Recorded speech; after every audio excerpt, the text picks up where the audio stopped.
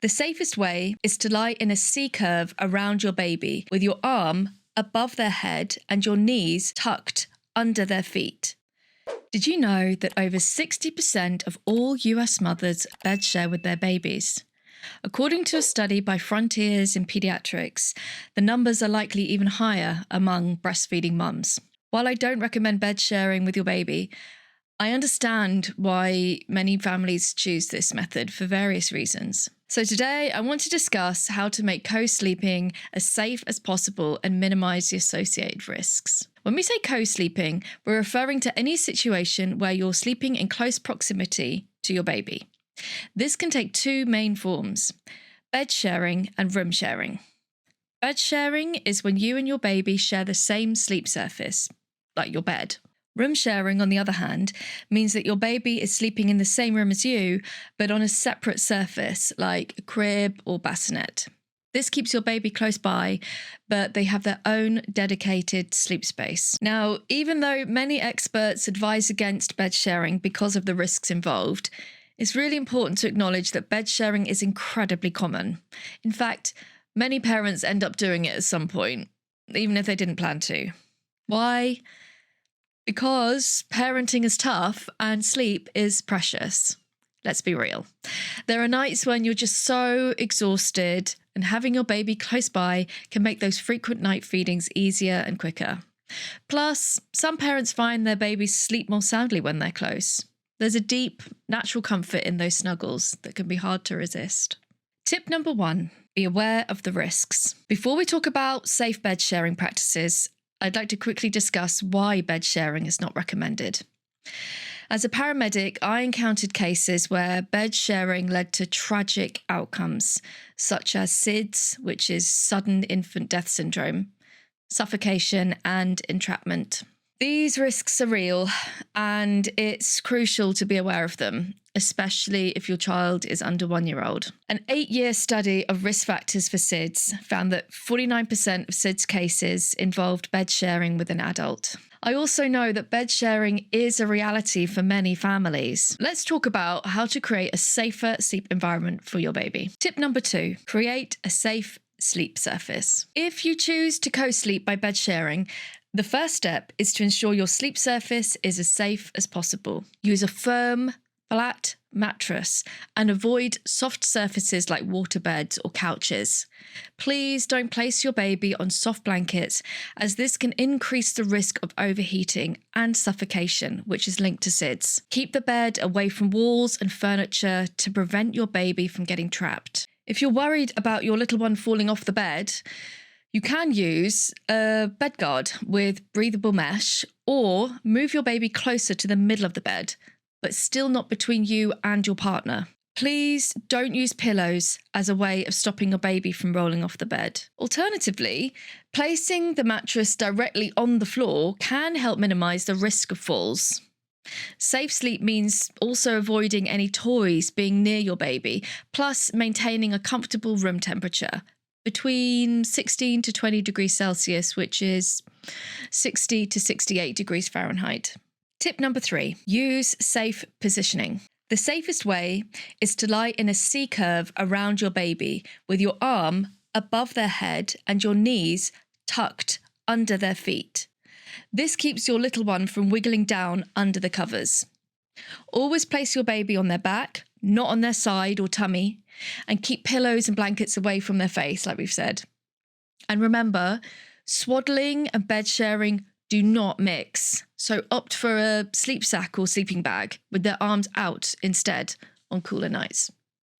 Your baby will get much too hot if they're swaddled because they'll be near your body heat. Tip number 4, manage your own bedding. To manage your own bedding, I recommend tucking your duvet or blanket between your legs and keeping your upper half free from blankets altogether to prevent them from covering your baby. Another option is to wear a thick onesie or pajamas to keep yourself warm without the need for heavy bedding. Remember, your baby should not have any loose bedding or pillows near their face. I know I've said that a few times now, but it is really important. Tip number 5, safe breastfeeding practices. If you're breastfeeding, you might find it easier to nurse lying down, but make sure to return your baby to their back after feeding. Some research suggests that breastfeeding can make bed sharing safer due to some evidence suggesting breastfeeding mothers may be lighter sleepers compared to formula feeding mothers. This is likely due to breastfeeding mothers experiencing a release of the hormone prolactin during nursing, which, although helps induce sleep, is also associated with lighter, more easily disturbed sleep. So that explains the sleep deprivation a bit for us boobing mums. Prolactin levels are highest at night, which may contribute to more frequent nighttime awakenings. However, factors such as your baby's age, sleep patterns, and the mother's own sleep habits can also influence sleep quality. Tip number 6, avoid co-sleeping in certain situations. There are some situations where bed sharing is a big no-no. If you've been drinking alcohol, using drugs, or taking sleep-inducing medications, do not share a bed with your baby. That goes for your partner as well. And the same goes for smoking. If you or your partner smoke, keep your baby in a separate sleep space. The risk of SIDS when bed sharing is 6 times higher in smokers than non-smokers. Premature or low birth weight babies are also at higher risk. So please don't co-sleep in a bed with them. And never ever co-sleep on a couch or armchair, as the risk of suffocation is much higher and increases the risk of SIDS by up to 50 times. Yeah, 50 times. Likewise, please don't allow your baby to bed share with another sibling or pet, as this also significantly increases the risk of SIDS, more than the baseline risk of SIDS when bed sharing. Tip number 7, educate caregivers. When babies are away from their normal sleep environment or with different caregivers, there's a risk that safe sleep guidelines may not be followed as strictly. Now, this can be for lots of reasons, but I urge you to take the time to make sure that the person caring for your baby understands and respects your rules about safe sleep. Since the Back to Sleep campaign was launched in 1991, the rate of SIDS has dropped by over 80%. Make sure the caregiver follows the ABCs of safe sleep. Alone, on their back, in a crib or bassinet that is clear from loose bedding and objects and toys. Please check out my safe sleep checklist video for more depth on how to set up the safest possible sleep environment for your precious newborn. Tip number 8, consider alternatives to co-sleeping. If you're looking for a safer alternative to bed sharing, consider room sharing.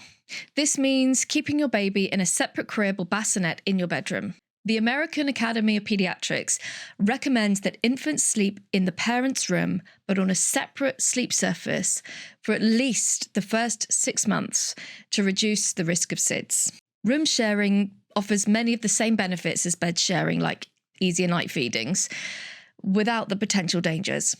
If you've started bed sharing and want to transition your baby to their own sleep space, please let me know if you'd like me to do a video about how to do this smoothly. Co-sleeping by bed sharing is a personal choice that many families make. As a parenting coach and former paramedic, my goal is to give you the information you need to make informed decisions about your family sleep arrangements. If you do choose to bed share, please follow the guidelines we've discussed today to make it as safe as possible.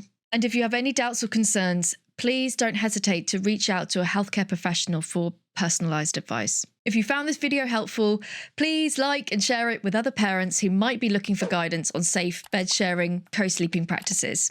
And don't forget to subscribe to my channel for more parenting tips and advice. See you next time.